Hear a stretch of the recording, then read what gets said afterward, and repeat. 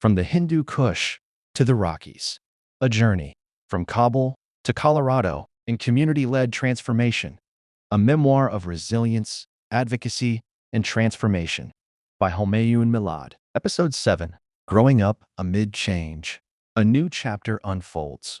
The call that changed everything. It was one of those crystalline spring days in Kabul when the call came. The kind of day when the city shrugs off its winter dust and the mountains stand sharp against a pristine sky.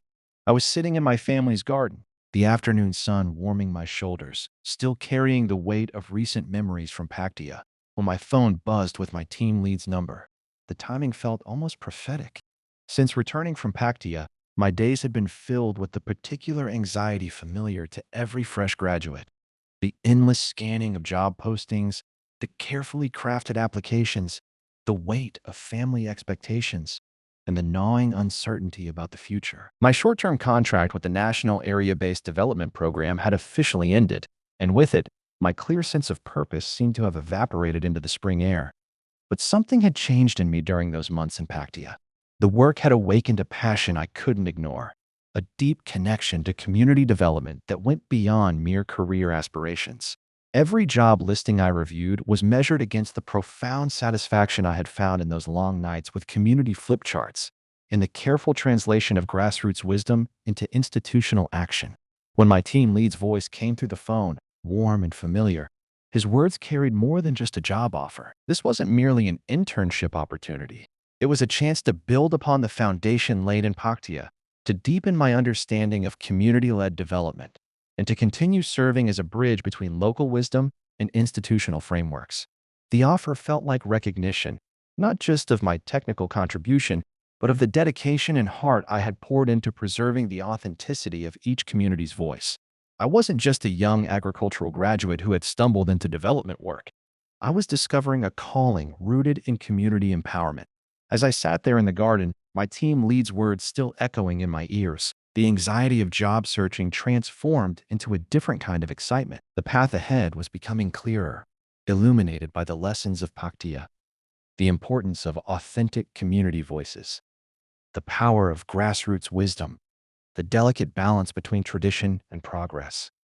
This wasn't just an employment opportunity. It was a chance to continue the journey that had begun in those mountain districts, to honor the trust of communities who had shared their dreams, and to grow into the role of a true development practitioner. The spring sun seemed brighter somehow, as if reflecting the light of possibility that had suddenly opened before me. The internship offered more than just professional development. It promised a continuation of the profound education I had received in Paktia, where every community meeting, every carefully preserved flip chart, every late-night translation session had been a lesson in the art of meaningful change. Now, I would have the chance to deepen this learning, to move from observer to active participant in the process of community transformation.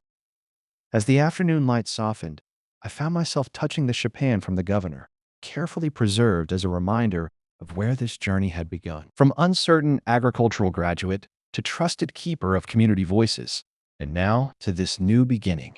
Each step had been guided by the wisdom gathered in those mountain villages, each opportunity a chance to serve the dreams of communities striving for positive change. The spring breeze carried the scent of new beginnings, and with it, the promise of continuing this meaningful work. With renewed energy and purpose, I set out early the next morning for the Ministry of Rural Rehabilitation and Development, home to the National Area-Based Development Program, NADP.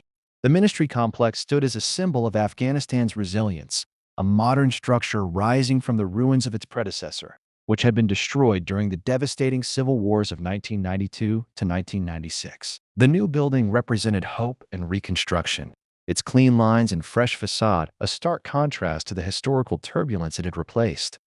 The compound buzzed with activity as I made my way through the entrance.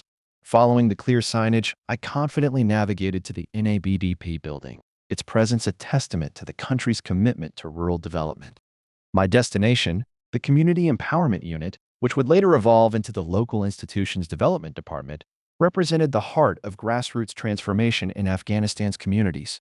The transition from CEU to LIDD wasn't just a name change. It reflected a deeper shift in approach, emphasizing the importance of building sustainable local institutions rather than simply empowering existing ones. This subtle but significant evolution in development philosophy would prove crucial in the years to come. My first day at the Community Empowerment Unit unfolded like chapters of a promising story, filled with warm laughter and genuine connections. The office space, though modest, buzzed with collaborative energy as I met the close-knit team of community development advisors and the program officer. Despite their different roles, they all shared one space, a setup that I would later recognize as instrumental to their seamless cooperation and knowledge sharing. Each introduction opened new windows of understanding about the program's mission.